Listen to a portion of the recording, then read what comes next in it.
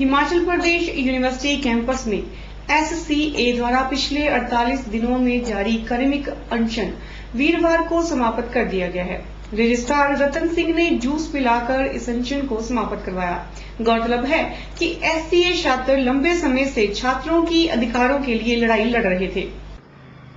Himachal Pradesh university campus में SCA कार्यकर्ताओं ने जहां यूनिवर्सिटी में व्याप्त भ्रष्टाचार को खत्म करने की शपथ ली, वहीं छात्रों की समस्याओं को भी प्राथमिकता से निपटाने का निर्णय लिया है। SCA द्वारा जारी क्रमिक अनशन को 48 दिन बाद रजिस्ट्रार रतन सिंह ने जूस पिलाकर समाप्त कराया। पत्रकारों से बात करते हुए रतन सिंह ने बताया कि छात्रों की 30 मांगों में से 29 मांगों को मान लिया गया है और शेष बची हुई मांग को भी शीघ्र निपटाने का भरोसा छात्र संगठन को दिलाया गया है। इसके लिए उन्होंने मतलब पीछे अपील फाइल की है परसों, तो दैट इज बीइंग कंसीडर्ड, तो we will be taking some.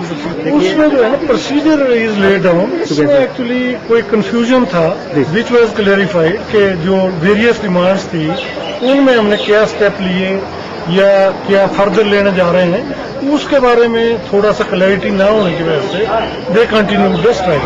But today the whole matter was clarified. सारी डिमांड्स के बारे में जो है डिटेल में बातचीत हुई and they were entirely satisfied. तो अब जो भी है everything is based on mutual trust. तो दे आर कन्विंस्ड कि इवन जो अपील इन्होंने फाइल की है उसमें भी जो अथॉरिटी मेरिट बेस्ड डिसीजन लेगी, तो दैट विल बी वेलकम। कोई ऐसा वहीं इस मौके पर SCA की अध्यक्षा शिखा चौहान ने समाप्त हुए अनशन को छात्र संगठन की जीत करार दिया। उन्होंने कहा कि उनकी मांगों को विश्वविद्यालय प्रशासन ने मान लिया है और उन 2 छात्रों को भी परीक्षा में बैठने की इजाजत मिल गई है जिन्हें निष्कासित किया गया था। तमाम छात्र समुदाय को मैं बधाई देना चाहती हूँ। सही मायने में मुझसे ज्यादा जो विश्वविद्यालय का एक आम छात्र है वो इस बधाई का पात्र है, क्योंकि जो एक अग्रणी भूमिका इस आंदोलन में निभाई है वो आम छात्र समुदाय है। रिटर्न में विश्वविद्यालय प्रशासन ने हमें सब कुछ देने के लिए अग्री किया है और हर एक डिमांड पर एक कंक्रीट डिसीजन देते हुए विश्वविद्यालय ने इस बार एक ऑप्टिमिस्टिक रवैया अपनाया है। और तमाम छात्र समुदाय से आप लोगों के माध्यम से मैं विश्वविद्यालय प्रशासन को भी तहे दिल से बहुत बहुत शुक्रिया अदा करना चाहती हूँ। उन्हें इजाजत दे दी गई है कि वो अपने एग्जामिनेशन में अपीयर करेंगे और आने वाले समय में जो अपील उन्होंने सबमिट की है उसको कंसिडर किया जाएगा और हम उम्मीद कर रहे हैं कि उनकी एक्सपल्शन वापस ले ली। गौरतलब है कि SCA ने वाइस चांसलर को 30 सूत्रीय मांग पत्र सौंपा था। इन सब मांगों में सबसे प्रमुख मांग थी कि जिन 2 छात्र नेताओं को निष्कासित किया गया था उन्हें वापस लिया जाए। इसके अलावा मानी गई 29 मांगों में गर्ल्स हॉस्टल बनाना, नई बसों का प्रावधान, सड़क को पक्का करवाना व अन्य कई मांगे शामिल है। मोहित गोयल, के चैनल, शिमला। इन दिनों कांगड़ा जिला के पालमपुर में हस्तकला मेले का आयोजन किया जा रहा है। मेले में देश भर के विभिन्न इलाकों से आए हस्तशिल्पी भाग ले रहे हैं। 9 मई से शुरू हुआ ये मेला आने वाली 18 मई तक जारी रहेगा। मेले का आयोजन rural association for development and helpful assistance के सौजन्य से किया जा रहा है। पालमपुर में rural association for development and helpful assistance के तत्वाधान में आयोजित किए जा रहे हस्तशिल्प मेले का उद्देश्य गरीब हस्तशिल्पियों को बाजार उपलब्ध करवाना है ताकि इनके द्वारा बनाई गई वस्तुओं को सीधा ग्राहक तक पहुंचाया जा सके। 9 मई से शुरू हुए इस मेले में देश भर से आए हस्तशिल्पी भाग ले रहे हैं और मेले के माध्यम से लोगों को हाथ से तैयार किया गया सामान सस्ते दामों पर मिल रहा है। आयोजकों ने बताया कि इससे पहले भी उन्होंने प्रदेश के विभिन्न जिलों में इस तरह के मेलों का आयोजन किया है जिसमें उन्हें जनता का भरपूर सहयोग मिला है। ऑर्फनेज के लिए, ऑर्फन बच्चों के लिए और इसके साथ हैंडीक्राफ्ट लाइन में भी काम कर रहे हैं। तो जगह जगह ये हस्तशिल्प मेलों का आयोजन करते हैं हम लोग। जैसे पहले पालमपुर में किया, कुल्लू में किया, बिलासपुर में, जगह जगह कर रहे हैं। इसमें पूरे भारत से हस्तशिल्पी लोग आते हैं और अपना पार्टिसिपेट करते हैं। जैसे कोई कर्नाटका से आ रहा है, तमिलनाडु से आ रहा है, यूपी से आ रहा है। वुड खास है कि जो चीज वो यहाँ पे नहीं मिलती है। एक जयपुर से हमारे पास आया है, जयपुरी, उसको वुड इल्ले बोलते हैं, वुड इल्ले पेंटिंग्स बोलते हैं उसको। और एक जयपुर से जो रजाई है 10-100 ग्राम 50 ग्राम की जो जयपुरी रजाई है वो भी पालमपुर के अंदर नहीं मिलती है अभी। और काफी सामान है जो कि नहीं मिलता है। बनारस सबसे बड़ी बात यह है कि ये लोग अपने आप बनाते हैं, अपने आप बेचते हैं। और इस तरह के हस्तशिल्प उत्सव का आयोजन करने का मकसद एक ही होता है कि इसमें से मिडिल मैन को हटाना, ताकि जो ये गरीब आदमी है, जो ये लोग खुद बना रहे हैं, तो अपना माल खुद बनाएं, अपना माल खुद बेचें। मेले में सहारनपुर फर्नीचर, पानीपत हैंडलूम पर्दे, कर्नाटक पेंटिंग, जयपुर कुंदकारी जैसे लगभग 100 हस्तशिल्पियों के स्टॉल लगे हैं। वहीं यहाँ आने वाले लोगों के मनोरंजन के साथ साथ खाने पीने का भी पूरा प्रबंध किया गया है। 9 मई से शुरू हुआ यह मेला आने वाली 18 मई तक जारी रहेगा। निपजीत निप्पी के चैनल पालमपुर।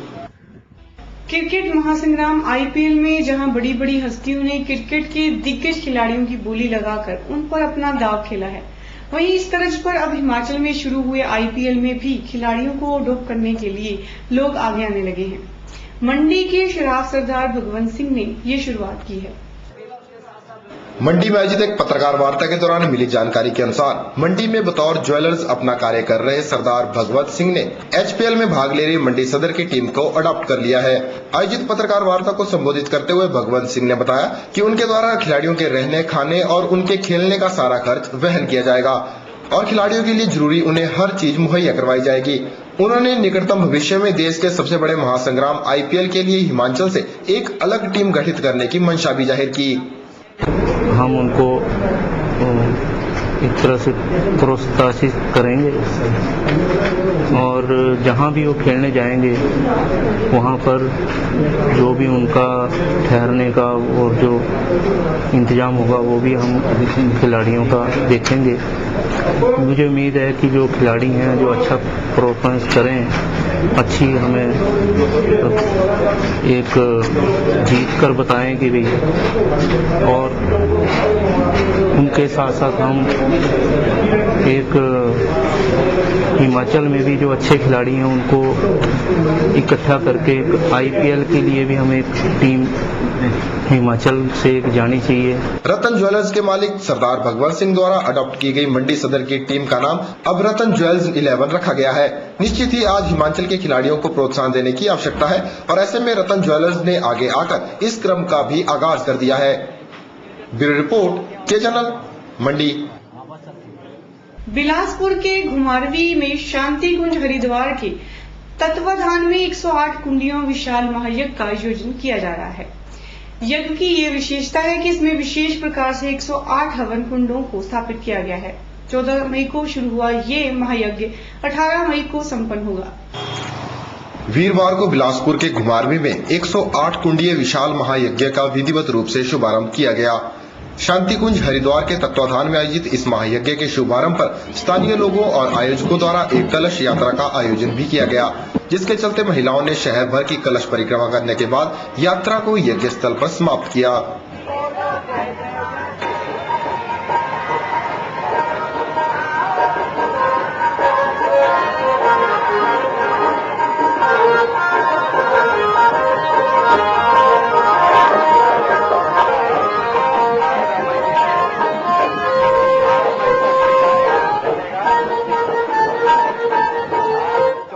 कार्यक्रम के संयोजक सचिव राम शर्मा ने जानकारी देते हुए बताया कि 14 मई से 18 मई तक चलने वाले इस विशाल महायज्ञ का उद्देश्य आम जनमानस के संस्कारों को पुनर्जीवित करना है।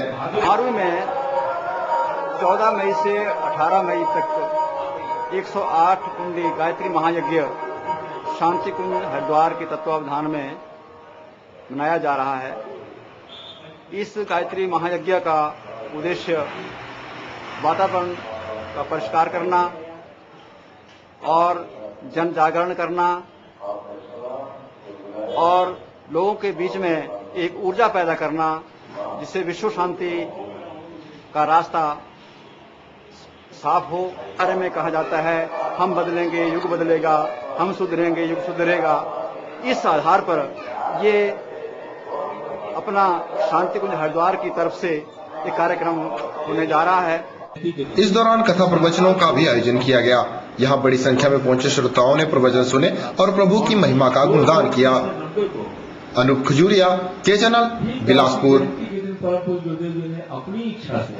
एक नजर के इस अंक में फिलहाल इतना ही। इस कार्यक्रम संबंधी कोई भी सुझाव या जानकारी आप हमें इस पते पर भेज सकते हैं। हमारा पता है कवि कम्युनिकेशन 173/3 पैलेस कॉलोनी, मंडी, हिमाचल प्रदेश। नमस्कार।